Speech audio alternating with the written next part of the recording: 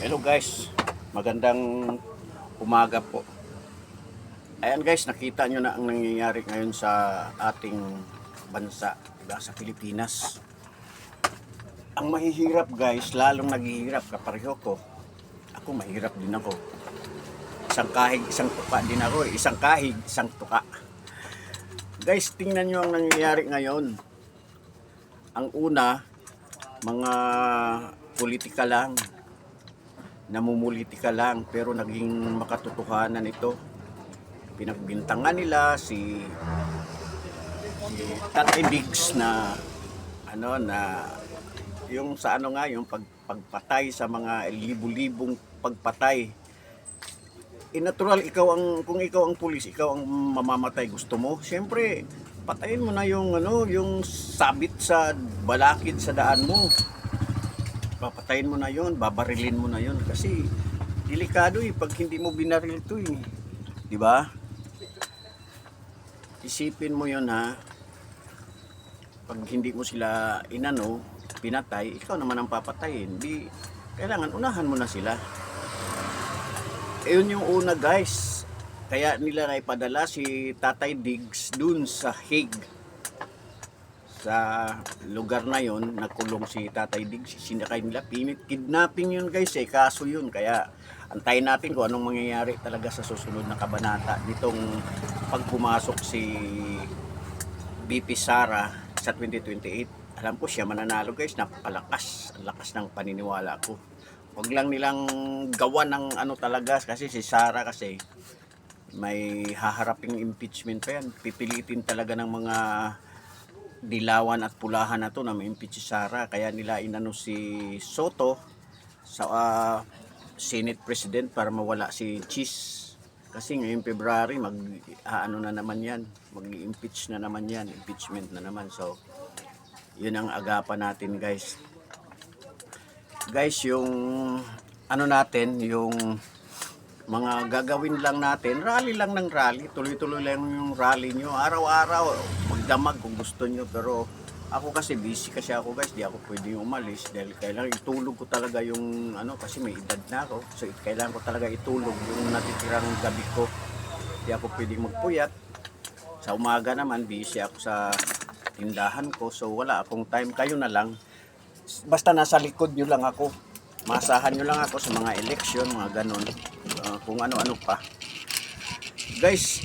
Nakita nyo, pero maganda ang nangyari guys kasi nakita natin kung sino yung mga balimbing na tao, mga mangga at balimbing. Huwag nyong iboto yan sa 2028 election, senatorial, local at saka national. Huwag nyong yan guys, huwag nyong ibotong mga yan. Si Sara nangingibabaw na yan, wala nang wala nang pagka ganon yan, na yan, ganon, thumbs up na yan pag si Sara. Kung hindi man si Sara, kung sakali man ma-impeach siya, di andyan naman si Baste, andyan pa si Pulong. Kailangan mahawakan ng mga Duterte ang Pilipinas guys ng 20 years o above, kasi pag hindi nila ito nahawakan ng ganong mga taon, delikado ang Pilipinas guys. Mauubos, hindi aasenso ang Pilipinas guys, kasi si Tatay Diggs nga lang 6 na taon lang, pero napaunlad niya ng konti yung pamumuhay ng tao, at saka yung bansa natin dumami ang mga tulay-tulay. Kaso kinurakot lang ng ibang mga yan, kinurakot lang ng ibang mga diba guys, na. So kailangan talaga natin guys magmatyag. Ngayon panay ang rally sa EDSA, sige lang, tuloy lang sila sa rally nila para si Marcos kung sakaling si BBM sana bumaba na, kasi pag hindi siya bababa guguluhin siya ng guguluhin, kasi ang kurakot kasi ngayon sobra-sobra na grabe na kaya kailangan yon ha wala ako yan.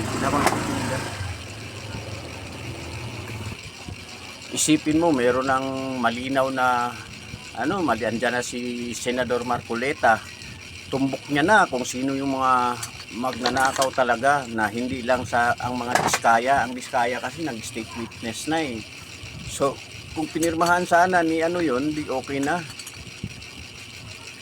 tumbok na natin kung sino talagang mga magnanakaw sa kaba ng bayan, kaba ng yaman ng bayan. Kaso wala na, pumasok itong balimbing si Soto. Wala yan guys, si Soto tsaka si Vico, wala yan, mga mga iba ang ugali niyan. Hindi ko lang alam ha kung si Vico matino, pero wala rin akong bilib diyan guys. Soto rin yan eh. Siyempre yung mga nasa gilid niyan, yung sulsol. Di ba? Hindi mo alam kung gano ang niyan, ang purpose lang yan, nagmagaling lang yan sa Pasig, pero ang purpose niyan iba din. May makasariling intensyon din yan, kaya huwag kayong maniwala dyan. Tingnan nyo yung may ginawa na sa walang nagawa. Ito may nagawa sa Pasig lang yan, wala yan. Nagmamagaling lang yan dyan kasi may purpose nga yan. Kaya pag sa eleksyon guys, piliin nyo talaga yung kung sino yung may pruweba na mga Duterte kasi guys, may pruweba na na talagang tumutulong sila sa mga tao at sa bansa natin. Tinutulungan talaga nila. Kaya ganun, tingnan mo sa Davao nga lang, ang ganda ng Davao, di ba? Meron silang doon, yung asinsado na ang Davao, meron silang yung baywalk nila doon sa yung baywalk nila sa may Times Beach hanggang hanggang doon sa Matina Playa yan, ang haba nung kalsada na yun, parang boulevard. Sipin mo magmula dito sa may itatawid pa ng tulayan papuntang Agdao. Pero kita mo guys, ang ganda ng ginawa ng mga taga Davao sa Davao City. Ng mga Duterte sa taga Davao City. Matuloy tayo kay Marcoleta guys. Andiyan na si Marcoleta, tumbok niya na kung sino yung mga kasi isisiwalat na lahat ni Vizcaya. Basta lang siya, may state witness kasi hindi na magalaw yung mga nila, are-arean nila. Kasi sayang, pinapaguran. Kahit naman meron silang malalaking income doon, alam mo naman na yung ginawa niya na nagtrabaho din sila. Siyempre, yung napilitan lang silang magbigay kasi nga yung may mga nanghihingi na mga congressman nang hihingi. Parang sa ginawa kay Sara Duterte, nung siya ang DepEd, kinuha nila yung ilan ba yun? Sa 24 million, 125 million. Binawasan nila ng 10. Sinubrahan nila, tapos binawasan nila ng 10 million. Kasi ayaw magbigay ni Sara Ayaw niyang magbigay dahil siya ang mananagot. Kaya ang ginawa ng ng mga senador, senador ng dinagdagan ng ginawang 134 million yata yon, tapos binawas doon yung 10 para 125 lang kay Sara sa DepEd. Yun ang ginawa nila. So sila guys, dinagdagan ba nila ganon, yung insertion na sinasabi nila yun. So, kailangan ba natin guys maging ganyan? Gahaman natin sa pera niyan. Ako nga, mahirap ako ha. Bagay, wala naman akong pamilya. Mag-isa lang ako. So, hindi ko na kailangan ng maraming pera. Pero guys, watch out na lang kasi kahit ganito tayo, naghihirap tayo, kahit hindi natin deserve yan kasi ang Pilipinas, napakayaman ng Pilipinas, lalo na sa natural resources, napakayaman ng Pilipinas. Pero bakit tayo naghihirap? Dahil yan sa mga politikong hindi nila kayang gastusin sa tamang pamamaraan yung ating budget. Tingnan mo si Tatay Diggs, kinulong pa nila, pero anong ginawa ni Tatay Diggs sa Pilipinas? Pinaunlad niya. Isipin mo, dinaanan tayo ng COVID-19. Pero naiangat pa rin ni Tatay Diggs yung hindi siya nakapagbenta ng ginto. Eto, wala namang ginawang project. Ito si Bongbong, wala mang BBM, wala mang ginawang project, pero nabenta pa yung ginto. Baka yun ang pinambayad niya sa dahig Kasi ang laki ng binayad daw na $100 million daw Binayad nila sa dahig para lang tanggapin si Tatay Diggs doon sa sa dahig. O isipin mo yan. Grabe grabe ang perang lumalabas pero wala namang nangyayari sa Pilipinas. Si Bongbong wala namang project, may project pa siya, wala. Tapos nauubos ang pera dahil lang sa sa pinsan niya na mukhang ano din, mukhang pera rin, o di ba? Kaya guys, mag-ingat kayo sa susunod na eleksyon. Kung maaari guys, wag nyo nang iboto itong mga taong nasa listahan ngayon na grabe kong mangurakot. Grabe na mangurakot. Grabe pa rin yung yung ginagawa niya sa mga sa pera ng ating bayan, tabang yaman ng Pilipinas. Inubos talaga nila yan guys. So gusto magpatuloy ang ganyan, kaya mga Duterte na lang guys ang pag-asa talaga natin na umangat ang Pilipinas. So huwag niyong kalimutan guys ang Duterte. Mabalik tayo kay Marcoleta. Ito naman si Marcoleta, dahil nang matumbok, gusto na natumbok na kung sino talaga ang utak, ang ginawa, tinanggal si Chis Escudero sa Senate President at pati si Marcoleta, tinanggal na rin para matigil ang continuous ng investigasyon. At si Marcoleta, bagay nandyan pa rin si Marcoleta, nakabalik pero vice na lang siya, pero pwede pa rin siyang magsalita. Parang assistant na lang siya nung ano ba yun, yung pinasukan niyang lugar, yung tawag dito, yun na, basta yun na. Kaya guys, mag-ingat talaga. Kahit naman mahirap tayo, pwede naman tayong lumaban siyempre tax din natin yan tax ng bayan yan, pera natin yan. Bakit nila gaganunin? Isang tao, dalawang tao, ilang tao ang makikinabang sa pera natin. Tapos yung mga naghihirap, marami nang namatay sa flood control. Marami na ang namatay, marami na ang naghirap. So, kailangan pa ba natin mag-isip pa? Kailangan na lang, wag niyong iboto ang mga yan. Sa senador, ayan si Soto, yan, wag mo na pa sa 2028 tatakbong tatakbong senador yan. So, wag niyo nang iboto yan. Kung tumakbo siyang presidente, di mas maganda, hindi na siya kailangan ng tao Tatakbo na siya sa kanal. Si Vico Soto, naku, wala rin yan. Wala rin magagawa yan. Front niya lang yung mabait-baita na yan. Lalo na yung ibang mga politiko dyan. Kaya kayo guys, yung mga congressman, mag-ingat naman kayo sa pagpili at pagboto ng congressman. Yung mga congressman natin, mukhang pera lahat, di ba? Okay lang yung magmukhang pera ka, pero wag naman sagad. Kasi ngayon sagad wala ka talagang patutunguhan wala kang masisilip. Sabagay, namimigay din ng pera ang mga yan, tulong-tulong, pero mas marami yung kurakot na. Isipin mo, ang yayaman nila. Lalo na ito si Barbers. Si Barbers, sana hindi na makapasok ulit si Barbers Si Fernandez, nagpayaman lang yung ulol na yun Paarte-artista, wala namang kwenta. Ewan ko kung sino nanood ng mga pelikula niya. Ako, hindi ko talaga inisip na manood ng mga pelikula ni Dan Fernandez. Naku po. Ako guys, nagtrabaho rin ako sa RPN9. Matagal rin ako doon. 1980 pa, nasa RPN9 na ako.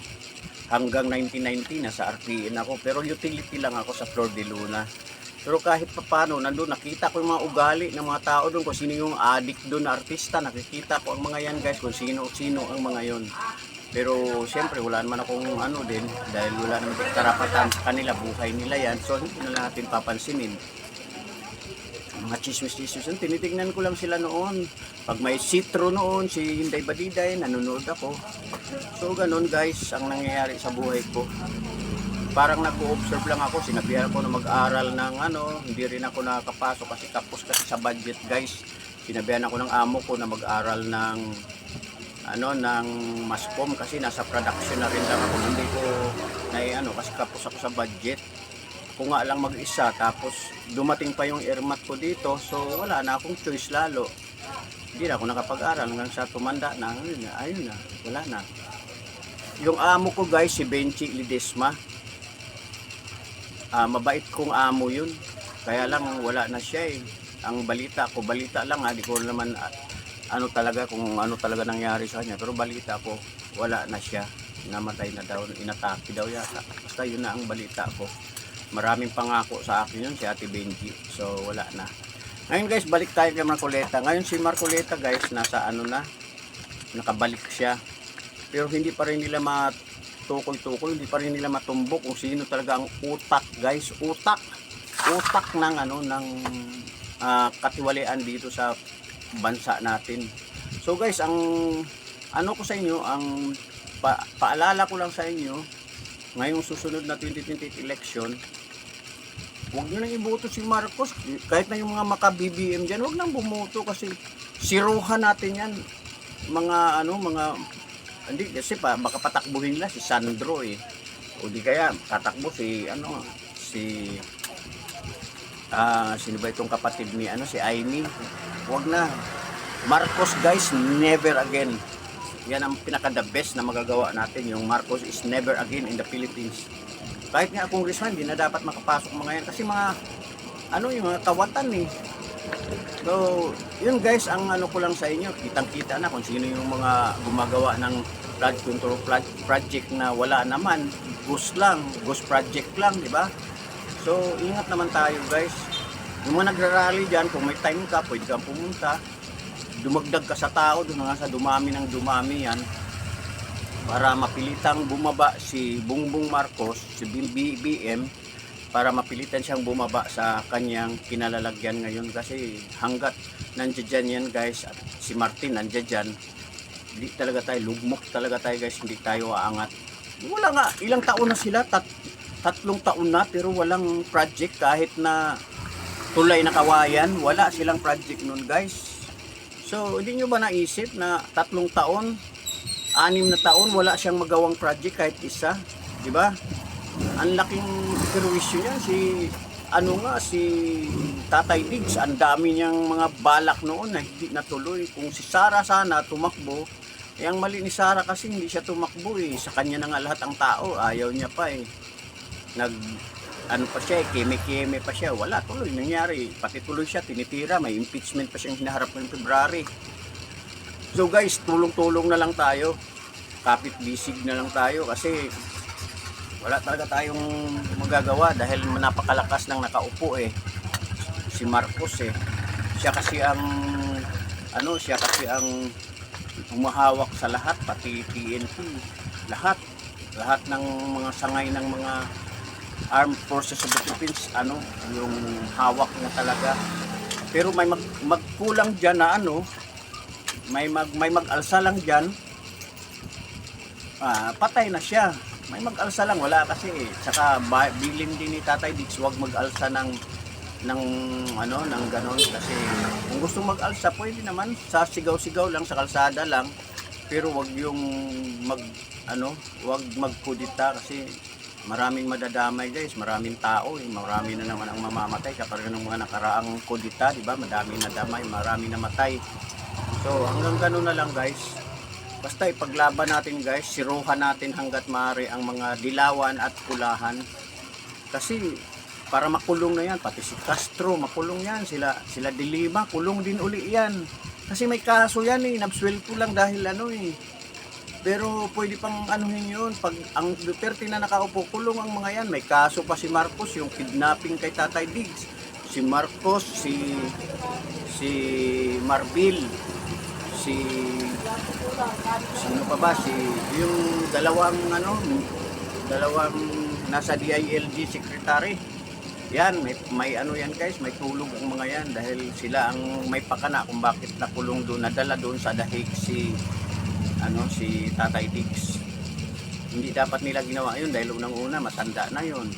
Ang ganda ng ginawa ni Tatay Diggs sa tatay ng mga Marcoses, di ba? Pinalibing pa sa libingan ng mga bayani. Wala silang utang na loob guys. Wala na yan guys kasi pag sagad ka na sa pulburon, wala na yan eh. Na yan? Yung tunog ng utak niyan.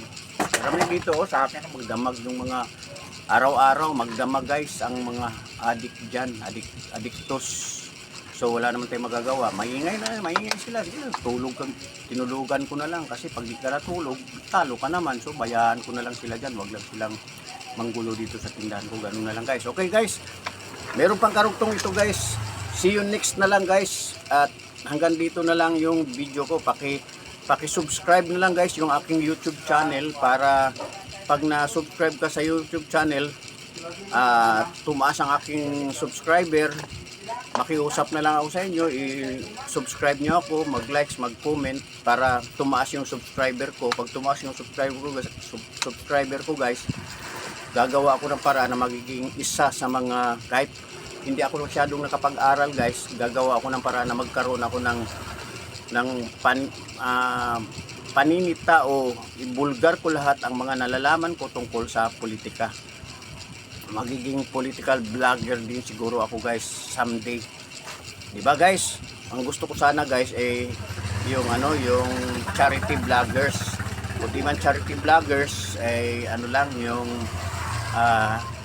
explorer vloggers, pero kung mapunta ako doon sa political vloggers, okay lang sa akin. Basta research lang ako ng research yan, ganun lang. Okay guys, hanggang dito na lang at maraming salamat sa mag-subscribe sa YouTube channel ko. At hanggang dito na lang. Maraming salamat lalo na sa mga BDS taga Davao. Shout out kay Bariis Birba sa Biliran City sa Samar, at sa aking mga upline si Mentor Jerusal. Ayun lang. Okay, hanggang dito na lang. Bye bye.